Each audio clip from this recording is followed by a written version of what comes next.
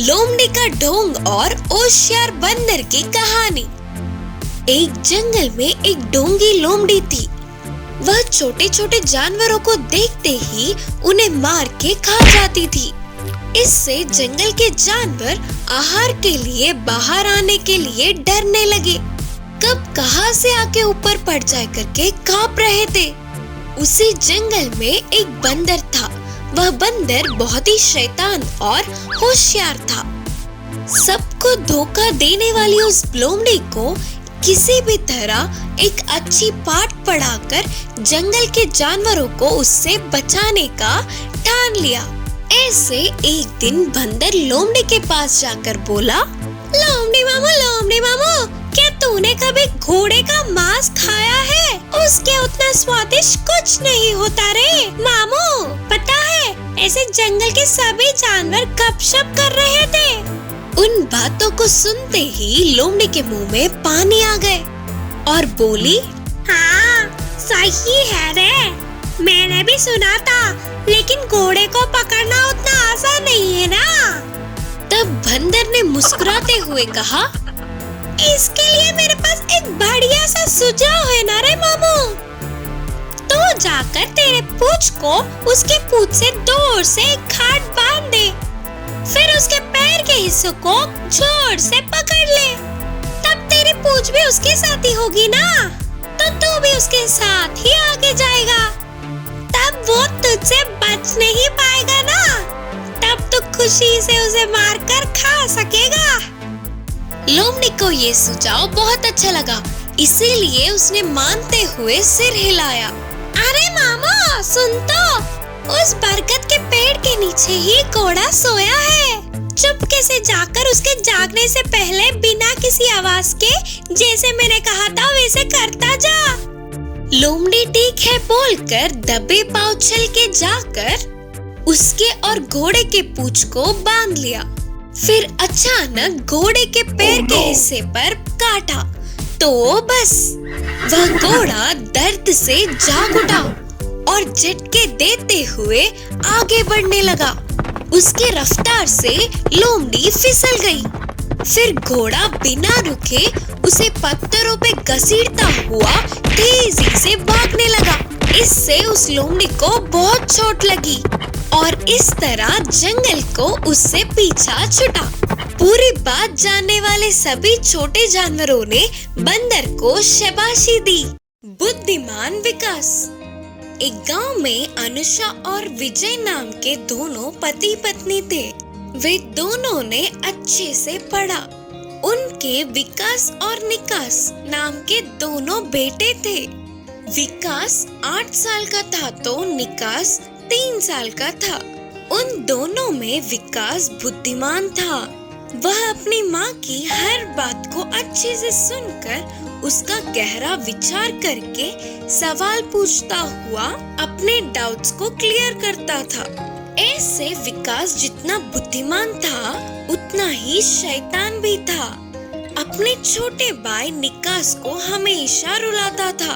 एक दिन विकास स्कूल से वापस आकर बोला, माँ मुझे पैसे दो ना, मैं कुछ खरीदूंगा।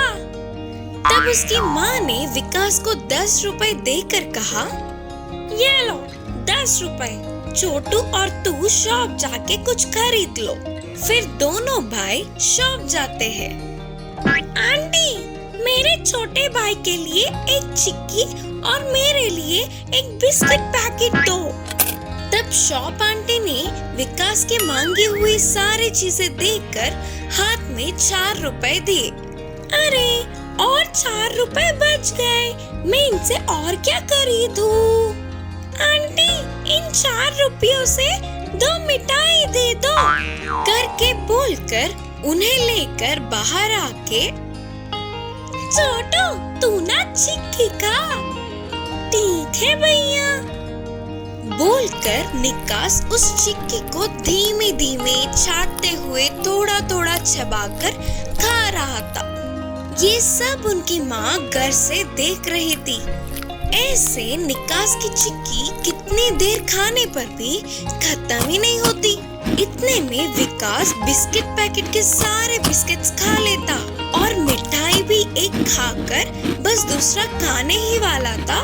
ये क्या विकास, अपने छोटे भाई को 1 रुपया दिलाकर तूने सारे रुपए खरीद लिए? ये गलत बात है ना? माँ, छोटू को ब्लड नहीं है करके डॉक्टर ने कहा था ना, और चिक्की खाने से तो ब्लड आता है, इसीलिए छोटू को मैंने चिक्की दिलाया। बोलकर विकास ने अपनी बुद्धि से जवाब दिया। विकास के इस जवाब से उसकी माँ को पहले गुस्सा आने पर भी मन में विकास को पाठ पढ़ाना ही होगा करके निर्णय किया। एक दिन अनुषा गुड़ की मिठाई बना रही थी, तब उस स्वादिष्ट खुशबू को पहचानने वाले विकास और निकास, माँ मुझे दो, मुझे दो, माँ मुझे दो मिठाई, माँ मुझे दो मिठाई। रुको रुको, गरम है, हॉल में जाकर बैठो, मैं प्लेट में डालकर लाती हूँ। चलो रे छोटू, हम जाकर बैठते हैं, माँ ले आएंगी ना हमारे लिए, करके बोलकर अपने छोटे भाई को लेकर हॉल में बैठे इंतजार कर रहे थे। थोड़ी देर बाद उनकी माँ दोनों प्लेटों में मिठाइयाँ रखकर लाई, तो विकास अपने आप को रोक न पाते हुए विकास अपने प्लेट को लेकर देखा तो उसके प्लेट में बस एक ही मिठाई थी। वही उसके छोटू का प्लेट मिठाइयों से भरा था। माँ! यह देख विकास गुस्से से अपनी माँ से कहा, क्या हुआ मेरे बच्चे? फिर विकास ने गुस्से से कहा, माँ क्यों आपने छोटू को इतने सारे मिठाई दिए और मुझे बस एक ही दिया? हाँ बेटा, छोटू को ब्लड नहीं है ना, और गुड़ खाने से ब्लड आता है, इसीलिए छोटू को इतने सारे मिठाई करके जवाब दिया। तब विकास को अपनी गलती का एहसास हुआ और विकास अपने मन ही मन सोच रहा था कि अरे रे, अगर मैं छोटू को एक बराबर दिलाता तो मुझे भी मिठाई उसके बराबर मिलती। सही है ना माँ? बोलकर उस एक ही मिठाई को थोड़ा थोड़ा करके खा रहा था। इस कहानी की सीख है कि हम अपने सामने वालों को एक बराबर समझेंगे तो हमें भी बराबर का हक मिलेगा। भाग लोमड़ी और भालू की कहानी। एक जंगल में लोमड़ी और भालू बहुत अच्छे दोस्त थे। लोमड़ी को भोजन नहीं मिलता तो भी भालू उसके अच्छे गुण से उसके भोजन में से थोड़ा भोजन लोमड़ी को भी देता था। ऐसे हमेशा मिलजुल कर रहते थे। एक दिन लोमड़ी और भालू मिलकर भोजन के लिए जंगल में घूमते समय एक भूखा बाघ उन्हें दिखा। इस स्थिति को समझने वाले भालू ने लोमड़ी से कहा, दोस्त, वो बाघ हमारी तरफ ही आ रहा है, अगर हम उसके हाथ लग गए तो फिर हमारा काम तमाम। तुम मेरे पीठ पर चढ़ जाओ, मैं इस बड़े पेड़ पे चढ़ जाऊंगा, करके बोला भालू। तब तक ही डर से कांपने वाली लोमड़ी तुरंत उसके पीठ पर चढ़ गई। भालू जल्दी जल्दी से पेड़ चढ़ गया। पेड़ के ऊपर के झाड़ों में भालू और लोमड़ी बिना हिले हुए रह गए। पेड़ के नीचे पहुंचने वाला बाघ उन्हें देखते हुए वहीं बैठ गया। भालू और लोमड़ी पेड़ से नहीं उतर रहे थे और बाघ भी वहां से हिल नहीं रहा था। ऐसे ही बहुत समय बीत गया। अंधेरा होते ही भालू ने लोमड़ी से कहा, दोस्त, वो बाघ जिद्दी होकर वहीं बैठा है, इतनी बड़ी सी पेड़ को वो नहीं चढ़ सकता, फिर भी हमें पूरी रात सावधानी बरतनी होगी। हम में से एक सोएगा तो दूसरे को जागना होगा। ठीक है दोस्त, करके बोली लोमड़ी। तब भालू ने लोमड़ी से कहा, उम्र में भी बड़े हो, तुम पहले सो जाओ, आधी रात ढलने के बाद तुम्हें उठाकर मैं सो जाऊंगा, तब तुम ध्यान रखना, करके बोला। लोमड़ी ठीक है बोलकर गहरी नींद में सो गई और भालू पहरा देते हुए बैठ गया। पेड़ के नीचे ही इनकी लालच से बैठा हुआ बाघ थोड़ी देर बाद भालू से कहा, अरे ओ भालू दोस्त, तुम उस लोमड़ी की रक्षा कर रहे हो, ये मुझे मालूम है, फिर भी मेरी बात सुन लो। तुम अगर उस लोमड़ी को नीचे गिरा दिए तो मैं उसे खाकर दूसरे जंगल में चला जाऊंगा। तुम्हारे कष्ट दूर होंगे। उस बूढ़ी लोमड़ी के लिए भोजन लाके रखने का काम भी दूर होगा। महाराज बाघ, ये लोमड़ी मेरे लिए बिल्कुल भी बाहर नहीं है। मेरे खाने में से बस थोड़ा सा ही इसे देता हूँ। ये तो मुझ पर भरोसा करके जी रही है। देखो तो मेरे भरोसे ये कितनी आराम से सो रही है। बोलते हुए भालू ने जवाब दिया। उतने में आधी रात ढल गई। भालू ने लोमड़ी को जगाकर खुद सो गया। कुछ देर बाद भालू के पूरी तरह से सोने के बाद पेड़ के नीचे से बाघ ने इस बार लोमड़ी से बात किया। लोमड़ी मामू, तुम्हारे मांस खाए हुए बहुत दिन हो गए होंगे ना। अगर मेरी बात सुनना चाहो तो मैं एक बात बोलूं। तुम हिम्मत करके उस भालू को नीचे धक्का दो। मैं उसे मार के खाकर बाकी के मांस को तुझे दे दूंगा। तुम दोनों में से किसी एक को तो मैं खा के ही जाऊंगा। मैंने तो निर्णय कर लिया। बाकी तुम होशियार हो, सोच कर निर्णय लेना। बोलते हुए बाघ ने लोमड़ी को गुमराह किया। लोमड़ी थोड़ी देर के लिए सोच में पड़ गई। बाघ के निर्णय का कोई मुकाबला नहीं करके उसे पता था उसके कष्ट दूर होंगे और खाना भी मिलने के लालच में उसने धीमे से भालू को पेड़ से धक्का दे दिया।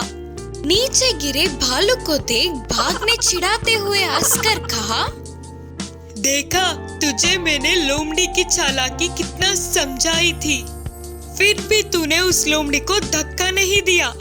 उसको देख कैसे तुझे एक पल में नीचे गिरा दिया। अभी भी कुछ नहीं बिगड़ा। मैं तुझे बिना खाए छोड़ दूंगा। कम से कम अब तो तू पेड़ पे चढ़कर उस लोमड़ी को नीचे धक्का दे दे जा। करके पूछा बाघ। भालू ने कहा, महाराज बाघ, वह लोमड़ी बहुत दिनों से मेरे भरोसे ही जी रहा है। आज उसने ऐसा कर दिया करके मैं उसके भरोसे को तोड़ नहीं सकता। सच ये है कि ये उसकी चालाकी नहीं बल्कि धोखा है। धोखा देने वाले अपने आप ही नष्ट होंगे। अब मुझे मारकर अपनी भूख बुझा ले।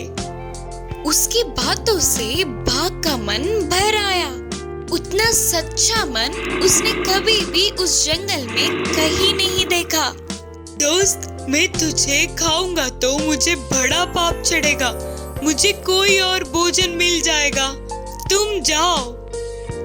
बोलकर बाघ वहां से चल पड़ा। भालू भी अपने रास्ते चला गया। लेकिन लोमड़ी तो एक और पेड़ नहीं उतर पाते हुए दूसरी ओर खाना भी नहीं मिलने पर बर्दाश्त न करते हुए आखिर में नीचे उतरने की कोशिश में अपने प्राणों को खो बैठी। इस कहानी की सीख है कि हम पे भरोसा करने वालों को कभी भी धोखा नहीं देना चाहिए। मुर्गी और कुत्ते की दोस्ती। एक गांव में मुर्गी और कुत्ता थे। उन दोनों के मालिक एक ही होने पर दोनों के बीच अच्छी दोस्ती हुई। वो दोनों गांव में साथ ही घूमते थे और साथ ही खाना भी खाते थे। उनकी दोस्ती को देख गांव के बाकी के पशु पक्षी चौंक जाते थे। एक दिन मुर्गी और कुत्ता पास के जंगल में घूमने गए और जंगल में बहुत देर तक मजे से घूमे। जंगल को पहली बार देखने पर उन दोनों को बहुत खुशी मिली। ऐसे मजे में सब कुछ भूलकर जा रहे थे तो शाम ढल गई। तब मुर्गी ने कहा, अरे रे, रात हो गई, हमने तो ध्यान ही नहीं दिया। अब हम क्या करेंगे? अगर जंगली जानवर आएंगे तो हम क्या करें? सोचकर मुर्गी चतुरता से एक पेड़ के डाल पर चढ़ के बैठ गई और कुत्ता पेड़ के छाल में छुप गया। कुछ देर बाद एक लोमड़ी उसी तरफ आई।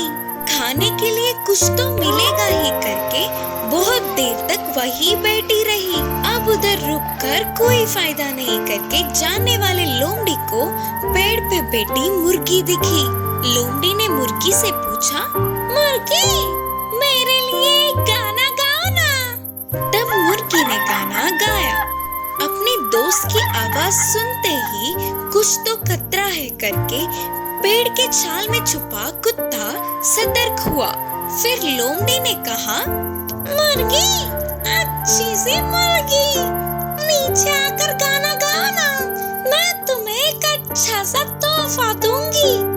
लोमड़ी के छाल को मुर्गी समझ गई और बोली, लोमड़ी मामू, मेरे पैरों में दर्द है, मैं अब नहीं उतर सकूंगी। मेरे दोस्त उस पेड़ के छाल में है, उससे पूछ लो गाना गाने के लिए। बोलकर मुर्गी ने चतुराई से कहा, अच्छा, तो पेड़ के छाल में एक और है क्या? तो अच्छे से पहले उसकी खबर लेकर फिर तेरे पास आऊंगा। सोचकर लोमड़ी खुशी से पेड़ के छाल में अपना मुंह रखा तो अंदर के कुत्ते ने लोमड़ी को जोर से काटा। मैं मर गया रे, अरे मैं तो मर गया रे बाबा, बोलकर चिल्लाती हुई लोमड़ी उधर से भाग गई। फिर सुबह होते ही रात की बात को याद करके हंसते हुए मुर्गी और कुत्ता खुशी खुशी घर लौट गए।